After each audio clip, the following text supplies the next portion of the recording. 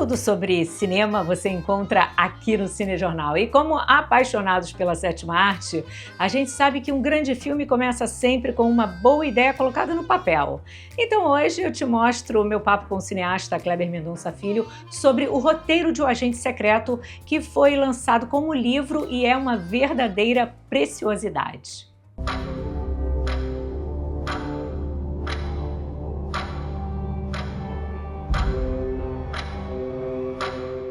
Cine São Luís é um cinema de rua no centro do Recife que data de 1952, um clássico.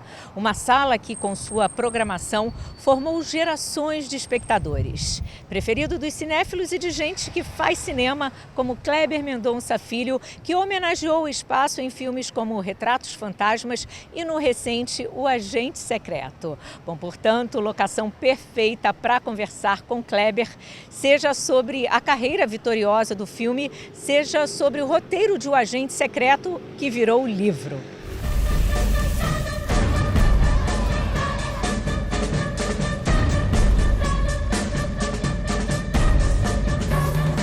Todos os longas-metragens de ficção do Kleber Mendonça Filho viraram literatura. 3 roteiros traz os roteiros de Som ao Redor, Aquários e Bacurau. E agora o Agente Secreto recebeu uma edição exclusiva só dele, com o roteiro do filme, mas tem também storyboard, rubrica, fotos dos bastidores e das filmagens. Enfim, Kleber, qual o significado de um filme virar literatura? Eu acho que tudo volta para quando nos anos de formação, quando eu era criança, adolescente, o filme era o filme, né, na sala de cinema, mas o filme também era o disco, a trilha sonora, também era o livro, ou o romance que resultou no filme, ou a versão romanceada do roteiro do filme. E às vezes também o filme era o roteiro, né? A primeira vez que eu fui para os Estados Unidos, como turista, eu fui para Nova York. E em Nova York eu vi o roteiro do Faça a Coisa Certa, do Spike Lee. E eu comprei. Foi o primeiro roteiro que eu comprei na minha vida. E esse roteiro, que tem o roteiro, tem um texto sobre a escrita do roteiro, escrito por ele próprio, fotografias e desenhos. Esse roteiro, ele me ensinou muito, né? Foi quase como um curso de cinema que eu fiz. Eu fico muito feliz de poder compartilhar o processo de escrever o roteiro. Eu gosto da ideia de existirem milhares de exemplares nas casas das pessoas guardados, porque não deixa de ser um arquivo sobre o próprio filme. E eu não tenho nenhuma questão em abrir o processo e falar de coisas que me incomodavam, coisas que me davam prazer, do que me levou a escrever o roteiro, de como foi que eu escrevi o roteiro, das ideias que foram incluídas.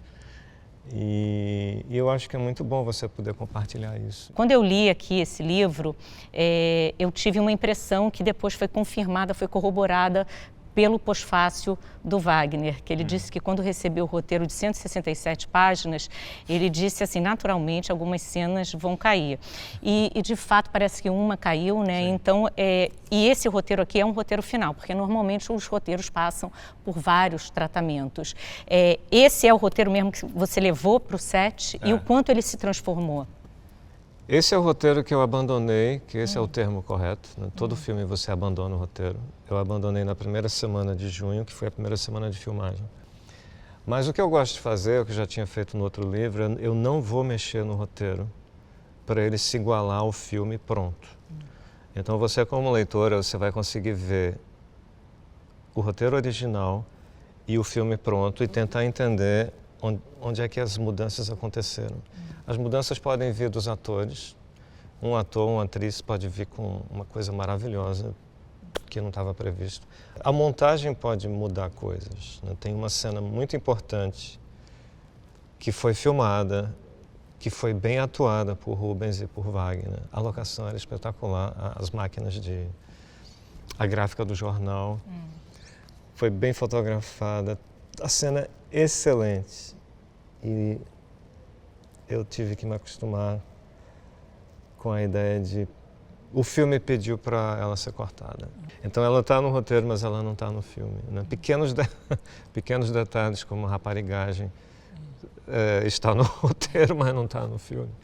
Então, inclusive tem muita gente comprando o livro para ver a resposta sobre raparigou ou não raparigou.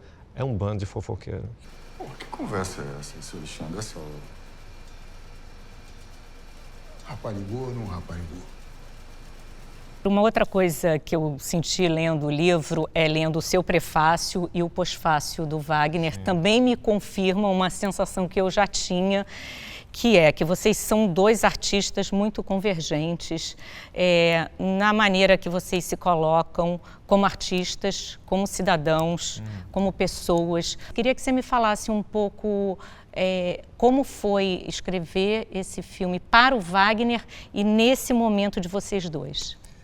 Eu acho que a primeira coisa que eu lembro daquela fase, né, que o Brasil entrou num momento muito ruim politicamente, pegou uma guinada para a direita, era a sensação de estar 100% coberto de razão, né, em relação à forma como eu vejo a sociedade brasileira, como milhões de brasileiros veem a sociedade brasileira. Né? E eu conversava muito com isso, sobre isso com Wagner. E Wagner, no lado dele, fazendo um filme sobre um líder político chamado Marighella, que no final dos anos 60 efetivamente enfrentou, né, do ponto de vista físico, um momento muito ruim do regime militar. E eu escrevendo um personagem que não enfrenta exatamente de maneira física, mas ele enfrenta como um cidadão brasileiro correto, né? Coberto de razão. E mais ainda, Wagner montando Ibsen com uma história que conversa completamente com Tubarão, que é um filme... Que é uma referência no Agente Secreto, né? Que foi exibido nessa sala nos anos 70, em São Luís. Então está tudo interligado de uma certa forma, né? Quando a gente para, você faz as coisas de maneira muito orgânica. Eu acho que é assim na vida da gente, né? Nosso trabalho, as pessoas com quem a gente se relaciona, é tudo muito natural, muito orgânico. Mas aí passam-se os anos e você vai tentar ter uma explicação lógica e matemática e tudo faz sentido, né? Você começa a interligar, mas peraí, eu conheço essa pessoa que... Claro que faz sentido, né? Eu acho que é um pouco isso, o trabalho num filme como esse. As ideias, elas podem parecer um pouco loucas, mas elas vêm de uma lógica interna. A lógica da vida, a lógica da história do próprio país. Agora, para a gente falar um pouco mais dessa sincronicidade, eu queria ler aqui um trechinho do pós-fácio do Wagner, que ele diz assim: quando ele diz que escreveu Marcelo Armando pensando em mim, me ocorrem algumas coisas para além da gratidão. Uma é que esse personagem carrega muito do próprio Kleber, de um sentimento de injustiça e, por vezes, impotência com o qual ele próprio já teve que lidar. Marcelo Armando tem uma temperatura muito parecida com a de Kleber, o jeito com que ele reage às coisas. Eu acho que eu sou um cara mais explosivo, mais sanguíneo, e ele queria explorar uma coisa diferente nesse filme. Então, Armando, Marcelo... são alter egos seus? Como Clara de Aquários, como Lunga é alter ego. Todos os meus personagens são alter egos meus. Essa coisa do sanguíneo, eu acho engraçado quando o Wagner fala isso, porque eu acho que muitos papéis dele, antes, eram muito sanguíneos, né? Sempre, quase sempre. E eu acho que é um grande desafio, muito interessante, meu e dele, tentar fazer algo que seja um novo território onde eu acho que ele está trafegando. Mas eu queria lembrar que o personagem de Clara em Aquários não tem uma temperatura tão baixa. E o Bacurau, não é temperatura baixa. Né? Eu acho que cada filme pede um conjunto de procedimentos.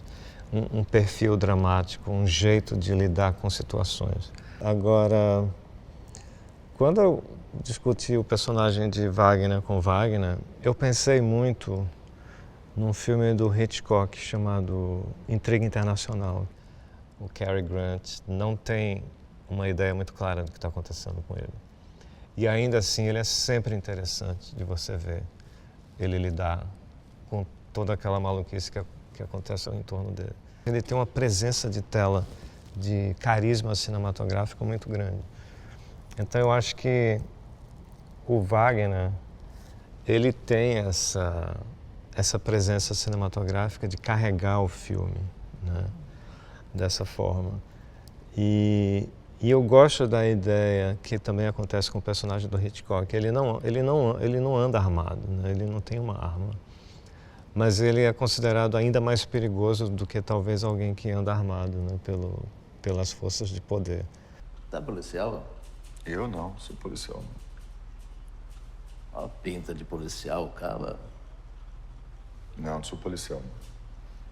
É isso, eu espero então que com esse livro e também com 3 roteiros, que é o outro livro com os 3 roteiros dos outros filmes, tenham o efeito que Faça a Coisa Certa, do Spike Lee, roteiro, teve em você. Na verdade, durante os anos 90, eu passei a comprar muitos roteiros.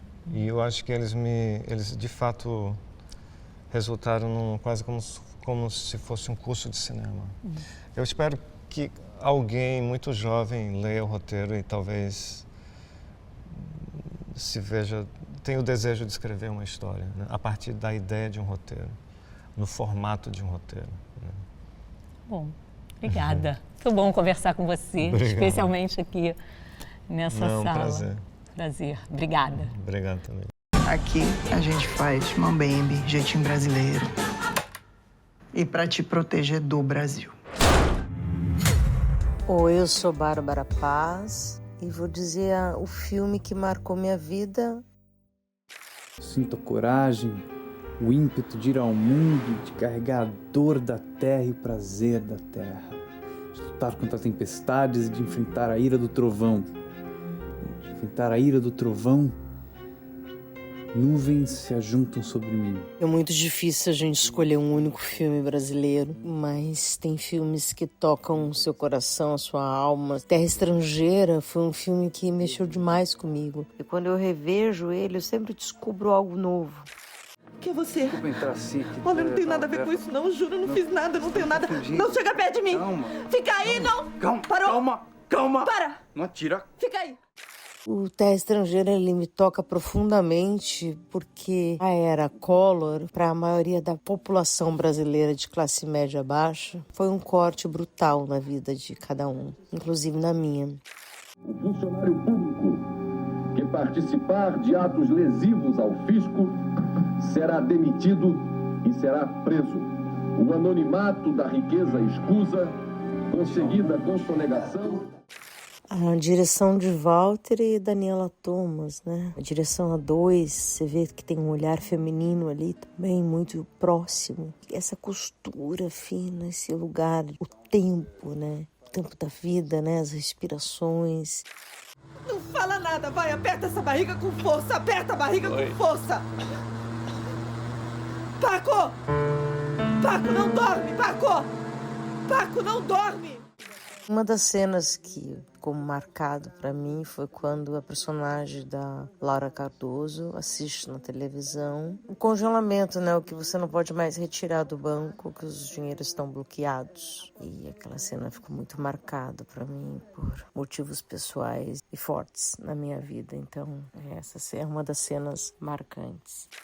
A parte excedente a esses 50 mil fica depositada no banco, junto ao Banco Central, sob a titularidade da pessoa física ou pessoa jurídica, em forma de cruzados novos.